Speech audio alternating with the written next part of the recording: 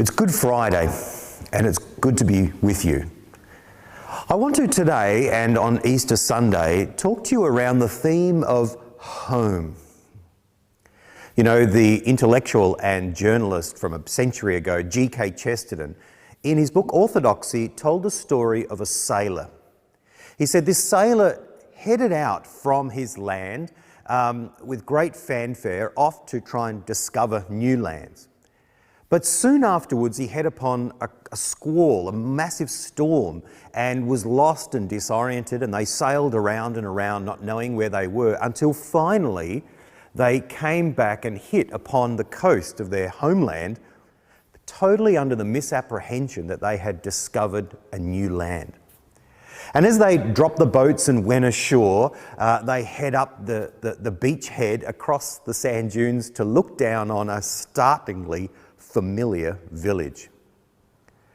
Now, Chesterton says he would have been bewildered by this, but he says it's a bewilderment that we envy, because this sailor gets to experience in that event two deep longings that we have. That is the longing for adventure, for quest, and the longing to come home. It's interesting that the word home is defined as both a starting point and as a destination. And it touches upon those two great longings. And today I want to reflect a little bit about the longing to leave home. And on Sunday I want to talk about the longing to come home. Think of it as like an airport. There are departures and there are arrivals. And there is a different kind of anticipation and excitement at both gates. I reflect that J.R.R. Tolkien, his initial draft title for The Hobbit was There and Back Again. We long for both, actually. We long for adventure and we long to belong and to come home. Many years ago, the beat writer Jack Kerouac wrote a book called On the Road. It's one of the most defining books of the 20th century. And even if you haven't read it, I'm sure you've been influenced by it. It's entered into the zeitgeist of the culture that we live in the West. The premise is that a couple of friends hit the road really for the purpose of the road. They convinced themselves that shaking off the dust of home and heading out on adventure is a quest for freedom and for authenticity, that the road is life. And this has influenced a whole range of rock songs. You think about Born to Run by Bruce Springsteen, or so many other movies where a person leaves a small town and heads out on adventure. And the road itself, not the destination, but just the act of going out on the road, holds within it this mystique, this openness, this promise of shedding off responsibility, shedding off relationships, shedding off the past, shedding off the shackles, and heading out on the promise of freedom and authenticity. It's become a defining narrative. And there are certain times it comes to mind when we think, you know what, where I'm at, my life as it is, feels constraining. I want to throw it off and I want to break free. And that notion feeds itself as a narrative and into our popular culture in all sorts of places. But perhaps we can relate to it a bit more at the moment. We're having to spend a lot of time at home. And maybe because of either the clutter, the noise of home, or because of the silence, the isolation of home, we just want to get out. We'd love to get out, to see people, to mingle, to hit the road, to go on an adventure, just to be outside. I remember feeling this in a particular way at a certain stage of life. It was when the children were very little, just babies. And we entered into that time where you stop being able to do whatever you want to do and you have to be at home. I remember for a time I was out working and Priscilla was at home, and I remember coming home knowing that I had several more hours of work to do before you could really switch off. And then we switched roles. Priscilla went to work and I worked part-time and was mostly at home as well. And I remember that feeling of there being a million things to do, and they're all little things, but they're all important things. You're getting a lack of sleep. You're up at night again and again, tending to someone else, to the children. You've got bottles, and then you've got cleanup, and then you've got mess, and you've got bathing. You've got all these things that need to be done, but they're all inside the home. And boy, it can feel a bit claustrophobic. I remember thinking I've substituted the lifestyle that I used to have. The ability to just go to a film or go to dinner or go for a trip or whatever, and I've substituted for this, for these things that need to be done. Now, I need to emphasise there's a huge amount of joy in it as well. There's enormous delight in tending the kids and the moments. It's a new adventure. But it's tiring. It really is. And there's lots of things, and you just feel like you want another horizon, even just for a break. And maybe we're all feeling a bit like that at the moment, going a little bit stir-crazy, wanting some get out and break the cabin fever, to escape. And that idea of the quest of throwing off what we have and getting out is a great longing. But the other thing I was doing at that particular time of life is I was reading a lot of biographies. Some politicians and some writers and great people and rock musicians and different ones. And there was a common theme through all of them.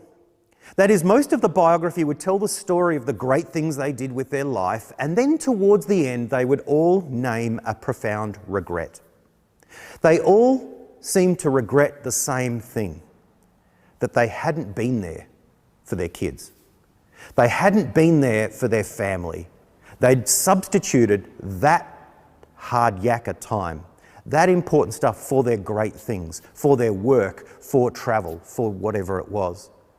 And I remember reading it and hearing it yet again in a biography and just going, what? This is starting to feel like a cliche. And something inside of me determined, you know what? I'm not going to do that. I'm not going to have that regret. I'm going to turn up. This is a trench. This is the boot camp. This is the important time. These little things, being present, tending at this time through these years, this is all about quantity time, as much as I can give to it and give to it well. I'm going to, in a sense, determine to die to the other things in order to do these things well. You know, when I mention the trenches, it reminds me that I heard last week an article I read in the paper, and the person was giving an opinion piece, and they were saying how at this particular time with the coronavirus pandemic, it's a time when we have to stay inside and we have to serve and love one another. And then he quoted what he called a quote of the great diggers from the Great War. He says, their axiom is so important that greater love has no one or no man, that they lay down their life from their friends. What he missed, of course, is the fact that the diggers didn't come up with that. They were drawing upon something that came from Jesus. Today is Good Friday. Today we remember the fact that Jesus didn't offer that up as moral teaching, but he actually embodied it. He walked the talk. And his example at that particular time actually has penetrated and changed Western civilization. The diggers had it there to draw upon. They knew that in that moment there was an example of substituting themselves for the life of the person next to them, and that was an ultimate act of love. In fact, all acts of love are actually substitutionary. Tim Keller makes this point, and I think it's such a profound point. We either have our interests or we substitute them for the interests of someone else. At that particular stage of life, it's a decision. My agenda, what I want to do, or I substitute it for the important work of the children. And it happens all the way through our life and our marriage and our relationships. I either choose me or I substitute me to serve you. I lay down my agenda for you. And this is what Jesus did. That principle runs through, and we can draw upon it because Jesus did it. Unlike all the kings and the heroes and the commanders and the gods of old, we do not who demand that people die for them. The unique dynamic, the unique truth at the heart of Christianity is this event, that God says, no, I will die for you. I will be the substitute. I will pay the penalty for you. It's a defining and ultimate act of love. As Jesus himself says, there's no greater love than this, than to lay down my life for another. And we draw upon that in large circumstances, such as in the trenches of war, and also in, we might say, small circumstances, such as at the moment, where we determine that I'm going to stick, I'm going to stay, I'm going to be constrained by my house, by these responsibilities, by the clutter, by the frustration of it, by the job that I have to do, by tending to this relationship. I'm going to do that because I refuse to substitute it for a myth of breaking free and escaping and my own interests. That's given to us as the journey of authenticity. But actually, I think what we see in the person of Jesus is far deeper and more profound. This is authentic. This is authentic love. That we would decide to stay inside. We would decide not to go out, that we would substitute our lifestyle for the lives of others. That we would choose to, in a sense, embrace that journey of sacrifice. Jesus, for his journey, it was a sacrifice of death, even death on a cross. And the dynamic of a God who chose to save his love, save the world through his love by offering himself as the sacrifice is unique. It's glorious, and I actually find it incredibly compelling and incredibly beautiful. You know, this week is often referred to as the Passion Week or the Passion Narrative. The reason for that is because passio, the Latin, actually means suffering. This is the week of suffering. And if you read through the Gospel of Mark, you'll see it's almost the second half of the whole Gospel. The Passion, the story of Jesus suffering.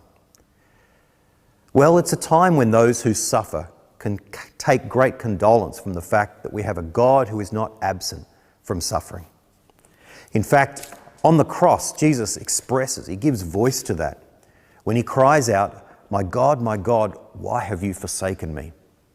Some people wonder about that. Why is he asking these questions at this time? But actually what Jesus is doing is quoting a psalm. He's a Jew and he knows that the Psalms are there not to speak always to us, but for us. He's lamenting. And he's actually quoting from Psalm 22. My God, why have you forsaken me?" He's speaking to God. He's praying at that particular time. But we know that Psalm 22 is actually followed by Psalm 23. That even though I walk through the darkest valley, I fear no evil. For you are with me, your rod and your staff, they comfort me. If this week is a story of anything, it's a story of the fact that God is not absent from us in the noise of life and constraint or in the isolation of it. Jesus is there. He's present to suffering. He's not a God who is far away from us. He is a God who has come near into this world, into our home, and even unto death. This is where we are on Friday. Sit with that. Know that you are not alone in that moment, but perhaps turn off the TV. Read the narrative. Sit with it and contemplate and know that your God is with you, even as he went into the darkest place for you. It's dark, but this is Friday. And as the great Tony Campolo always said, Sunday's coming.